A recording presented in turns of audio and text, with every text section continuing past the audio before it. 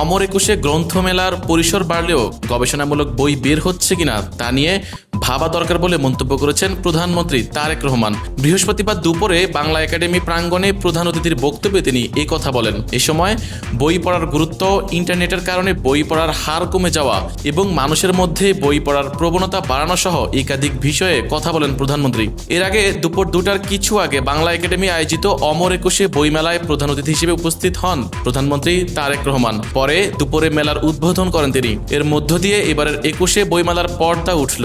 এবারের মেলায় মোট 549টি প্রকাশনা প্রতিষ্ঠান অংশ নিচ্ছে। এর মধ্যে বাংলা একাডেমি প্রাঙ্গণে 81টি এবং সোহরাওয়ার্দী উদ্যান অংশে 468টি প্রতিষ্ঠান থাকছে। মোট ইউনিট বরাদ্দ দেওয়া হয়েছে 1018টি।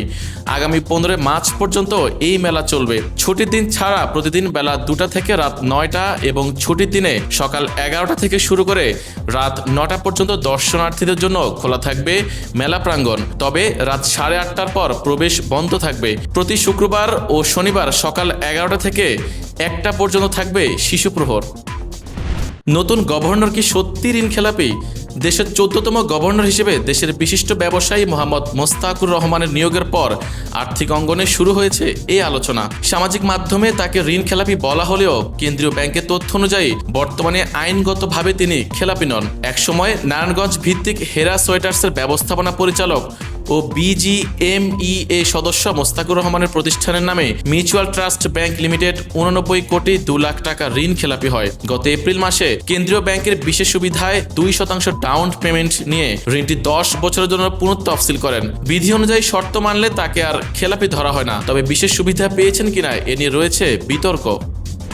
কৃষি খাতে 10,000 টাকা পর্যন্ত কৃষি ঋণ সুদসহ মওকুফের সিদ্ধান্ত নিয়েছে বাংলাদেশ সরকার। বৃহস্পতিবার সকালে সচিবালয়ে প্রধানমন্ত্রী তারেক রহমানের সভাপতিত্বে নতুন মন্ত্রিসভার আনুষ্ঠানিক প্রথম বৈঠকে এই সিদ্ধান্ত হয়। পরে বিকেলে সংবাদ সম্মেলন করে এই সিদ্ধান্ত জানান মন্ত্রিপরিষদ সচিব নাসিমুল গনি। এই সিদ্ধান্তের ফলে 1550 কোটি টাকা এই মওকুফের আওতাভুক্ত হবে। এতে প্রায় 12 লাখ কৃষক লাভবান হবে। মন্ত্রিপরিষদ সচিব জানান, সরকারি বাণিজ্যিক ও বিশেষায়িত ব্যাংক এবং বেসরকারি বাণিজ্যিক ব্যাংকগুলোর 26 ফেব্রুয়ারি পর্যন্ত সুদসহ কৃষকদের কাছে পাওনা আছে প্রায় 1550 কোটি টাকা, যা এই মওকুফের আওতাভুক্ত হবে। ফলে 10,000 টাকা পর্যন্ত কৃষি ঋণ নেওয়ার পর যত সুদই হোক, সুদ আসল সহ পুরোটা মওকুফ হবে।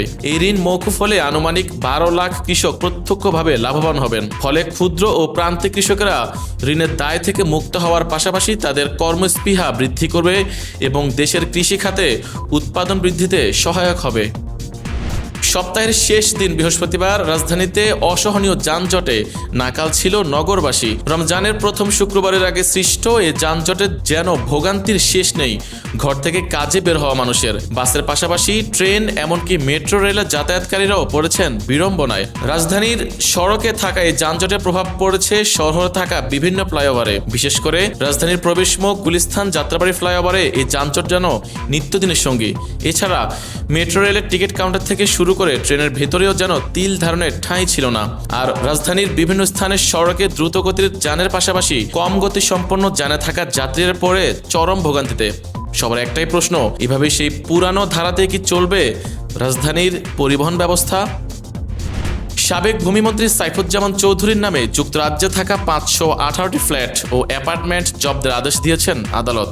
দুর্নীতি দমন কমিশনের আবেদনের পরিপ্রেক্ষিতে বৃহস্পতিবার ঢাকার মেট্রোপলিটন সিনিয়র স্পেশাল জজ সাব্বির ফয়েজ এর আদালত এই আদেশ দেন। সাবেক ভূমিমন্ত্রী সাইফুজ্জামানের সম্পদের মোট মূল্য 27,18,52,872 পাউন্ড। দুদকের উপপরিচালক মোহাম্মদ মশিউর রহমানের করা আবেদনে বলা হয়, সাইফুজ্জামান তার সহযোগী ব্যক্তি প্রতিষ্ঠানের বিরুদ্ধে অর্থ পাচারের অভিযোগ অনুসন্ধানে দুদক, সিআইডি ও এনবিআর এর সমন্বয়ে টাস্ক ফোর্স গঠন করা হয়েছে। এর অংশ হিসেবে গত বছরের 21 সেপ্টেম্বর চট্টগ্রামের কর্ণফুলী উপজেলার একটি বাসায় অভিযানে 23 বস্তা আলামত উদ্ধার হয়। উদ্ধারকৃত নথিপত্র বিস্তারিতভাবে পর্যালোচনা করে সাইফুজ্জামান ও তার সংশ্লিষ্ট ব্যক্তি প্রতিষ্ঠানের বিভিন্ন দেশে অর্জিত স্থাবর অস্থাবর সম্পত্তি তৃতীয় পক্ষের কাছে হস্তান্তরের চেষ্টা করছেন। সেজন্য এই সম্পত্তি অবিলম্বে জব্দ করা দরকার। নরসিংদীর মাধবদীতে এক তরুণীকে বাবার কাছ থেকে তুলে নিয়ে হত্যা করেছে সন্ত্রাসীরা। বৃহস্পতিবার সকালে মাধবদী থানার মহিষাসুরা ইউনিয়নের কোতালির চর দড়িকান্দি এলাকার একটি সরিষা ক্ষেত থেকে ওই তরুণীর লাশ উদ্ধার করা হয়। নিহত স্বজন ও স্থানীয়দের অভিযোগ, নিহতের বাবা আশরাফ হোসেন বরিশালের বাসিন্দা। কাজের সুবাদে স্ত্রী কন্যা সহ মাধবদী বিলপাড় এলাকায় ভাড়ায় বসবাস করতেন। 15 দিন আগে স্থানীয় বখাটে নুরার নেতৃত্বে 5 থেকে 6 জনের একটি দল মেয়েটিকে তুলে নিয়ে ধর্ষণ করে। বিষয়টি স্থানীয়ভাবে মীমাংসা করা হয়। বুধবার রাতে বাবা মেয়েকে নিয়ে খালার বাড়িতে রেখে আসতে যাচ্ছিলেন। পথে বড়ইতলা এলাকায় পৌঁছালে নুরার নেতৃত্বে আরো 5 জন মিলে তার বাবার কাছ থেকে মেয়েকে জোর করে তুলে নিয়ে যায়। মাধবদী থানার ভারপ্রাপ্ত কর্মকর্তা কামাল হোসেন বলেন, অপরাধীদের খুঁজে বের করতে কাজ করছে পুলিশ। এর মধ্যে সন্দেহভাজন হিসেবে একজনকে আটক করা হয়েছে।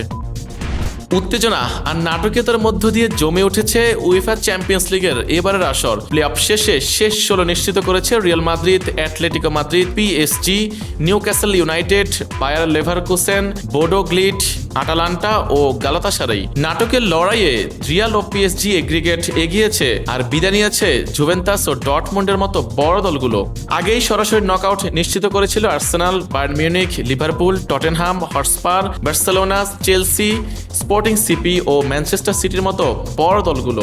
এখন ড্রয়ের অপেক্ষা। আগামী শুক্রবার রাতেই হবে এই আসরের চলমান ড্র।